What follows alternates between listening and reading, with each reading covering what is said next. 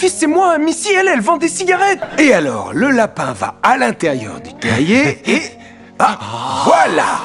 Allez, fiston, on sait que t'es stressé, Je mais... suis pas votre fiston, je suis le fils de George Cooper, son fils unique. Cela fait déjà 2 ans que le père de George est décédé. Le temps passe vite et George a complètement oublié la date anniversaire de sa mort. Le jour même, il était encore en train de papoter joyeusement avec sa femme, jusqu'à ce que sa mère l'appelle pour le lui rappeler. En pensant à Sheldon, qui depuis l'Allemagne, se souvient de son père, une immense culpabilité a envahi George. Il a décidé de faire don d'un tableau d'affichage au nom de son père à l'école, pour que tout le monde puisse se souvenir de lui. Mais le prix du panneau était incroyablement élevé. Alors que George cherchait désespérément à emprunter de l'argent, le proviseur lui a annoncé que Fred l'avait déjà acheté. George, lui, est persuadé que le type cherche juste à l'embêter.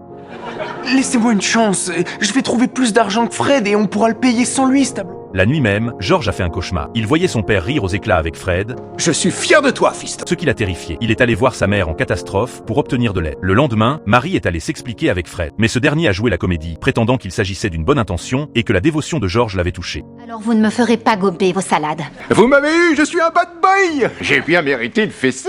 L'air suffisant de Fred l'a mis Marie hors d'elle. Elle l'a mis en garde. Pas question de manquer de respect à son mari. Si Fred osait s'en prendre encore à sa famille, elle ne le laisserait pas passer. Après tout, Marie en a tellement bavé dans sa vie qu'elle n'a plus peur qu'on remue le couteau dans la plaie. Je vous prie de m'excuser, j'ai dépassé les limites. Et Je laisse tomber le tableau d'escorte. vous allez aussi présenter des excuses à Georgie. Oui, madame. Bon, il y a peut-être un homme bien sous cette barbe en broussailles.